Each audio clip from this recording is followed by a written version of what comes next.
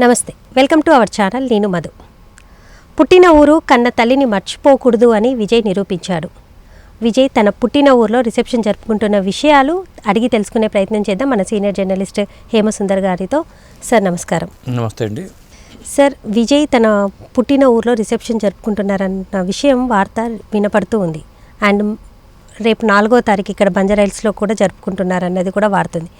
Sir, విజయ్ని ఈ రకమైన జనరల్గా ఎవరైనా ఇప్పుడు ఎక్కడో పుడతారు, ఎక్కడో ఫంక్షన్స్ అవి జరుపుకుంటారు. కానీ ఈ విజయ్ యొక్క ఆలోచన దీని మీద మీరు ఏమంటారు సార్? ఆ విశేషాలు ఏంటి అనే దాని మీద. మనం ఎక్కడెక్కడికి వెళ్ళినా ఎక్కడ తిరిగినా సొంతూరేనండి. సొంతూరులో చేసుకోవడం అనేది మంచి సంప్రదాయం. ఎందుకంటే విజయ్ సొంతూరు ఏ ఊరు అంటే వాళ్ళ నాగర్ కర్నూలు జిల్లా బలమూరు మండలం తుమ్మన్పేట అట.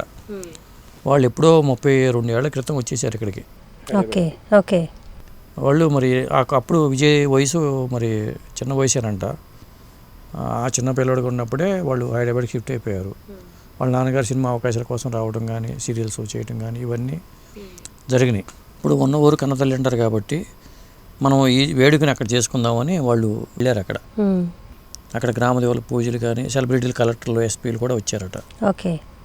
మరి హడావిడి ఉంటుంది కదా.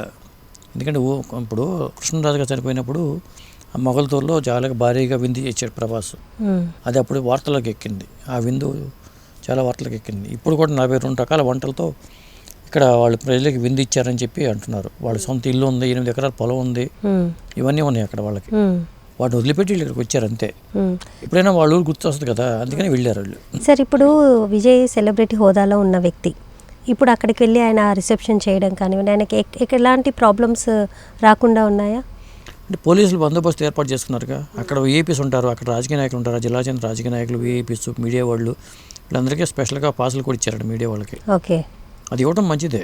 ఎందుకంటే మన ఊరు మనల్ని మర్చిపోలేదు అనే భావన ఉంటుంది కదా.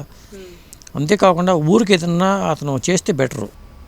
సొంత ఊరికి నేను మా ఊరిది అనే ఉద్దేశంతో ఏదన్నా వాళ్ళ నాన్నగారి జ్ఞాపకార్థం కానీ తన జ్ఞాపకార్థం కానీ ఆ ఊరికంటూ ఏదన్నా హామీ ఇచ్చి చేస్తే ఖచ్చితంగా బాగుంటుంది.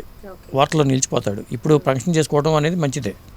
నిజంగానే చాలా వరకు సెలబ్రిటీస్ ఎక్కడి నుంచో వచ్చి ఉన్న వాళ్ళే కాబట్టి సో ఎవరు ఇలాంటి మెయిన్ తన లైఫ్లో జరిగే మంచి గుడ్ సందర్భాన్ని మన పుట్టిన ఊర్లో వెళ్ళి మళ్ళీ జరుపుకోవడం అనేది జరగని పని. అవును.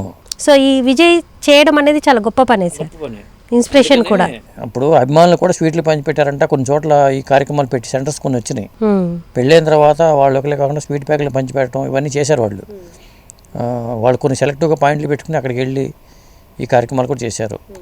అలాగే ఉన్న ఊరిని కూడా మర్చిపోలేదు. అవును.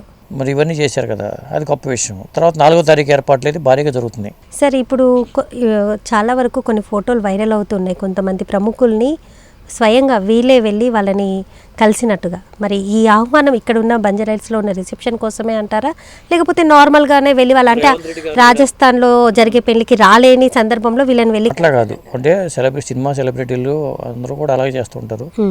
రేవంత్ రెడ్డి గారిని కలిశారు. మళ్ళీ రష్మిక కూడా వెళ్ళింది. ఫోటోలు వచ్చినాయి కదా, వైరల్ అవుతున్నాయి. రిసెప్షన్కి ఆహ్వానించారు. ఇది ఎక్కడ జరుగుతుంది ఏంటని పేపర్లో వార్తలు రావట్లా. ఓకే. కారణం ఏంటంటే లా అండ్ ఆర్డర్ సమస్య ఏర్పడుతుంది. ఏమైనా అవాంఛనీయ సంఘటన జరిగిన ఇబ్బంది. అందుకని అభిమానులు కూడా వాళ్ళు ఒక మెసేజ్ పెట్టారు వాళ్ళ సోషల్ మీడియాలో. ప్రత్యేకమైన ఆహ్వానం లేకుండా మీరు ఎవరు రిసెప్షన్కి రావద్దు, వచ్చి ఇబ్బందులు పడద్దు అని వాళ్ళు ఒక మెసేజ్ పెట్టారు. అది ఆహ్వానాలు ఉన్నవాళ్ళు మాత్రమే రండి అని పెట్టారు. తాజ్ కృష్ణ ఆర్ జూబ్లీ హిల్స్ సంథింగ్ ఏదో పేరు వినపడింది కదా సార్? వినపడింది, కానీ వాళ్ళు ఇవి చెప్పకపోవడం బెటర్. ఎందుకంటే వచ్చి నిరుత్సాహపడి లోపలికి వెళ్ళలేక ఇవన్నీ అవసరమా? ఎందుకంటే ఇప్పుడు మనకి తొక్కి స్లాట్లో ఇవన్నీ జరుగుతూ ఉంటాయి.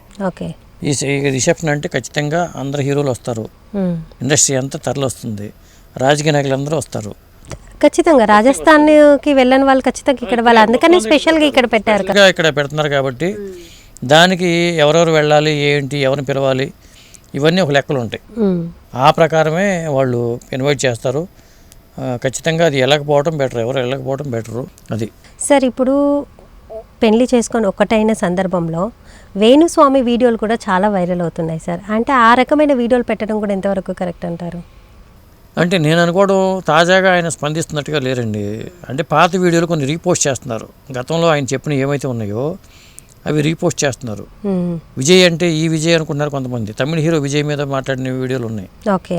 కాబట్టి ఈ విజయ్ దేవరకొండ సంబంధించిన వీడియోలకు అయితే కాదు.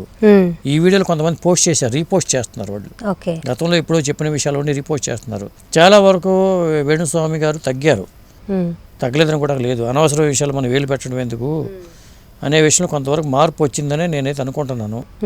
ఎందుకంటే అంతగా విచ్చలవిడిగా కనపట్ల, కాబట్టి ఆయన తగ్గారు. సుబ్బాని పెళ్లి చేసుకున్నప్పుడు మనం వాళ్ళ గురించి మాట్లాడటం కూడా అనవసరం. అవును, అదే కదా. అది కనీసం సంయమనం పాటించాలి. అట్లా నేను అనుకోవటం చేయకుండా ఉంటాం. ఎవరు కూడా, ఆయనే కాదు, ఏ ఆస్ట్రాలజర్లు కూడా ఆ పెళ్ళిళ్ళకి సంబంధించిన అంశాల మీద వీడియోలు చేయకపోవడం బెటర్. ఓకే. అదండి. Okay sir, thank you. Thank you అండి.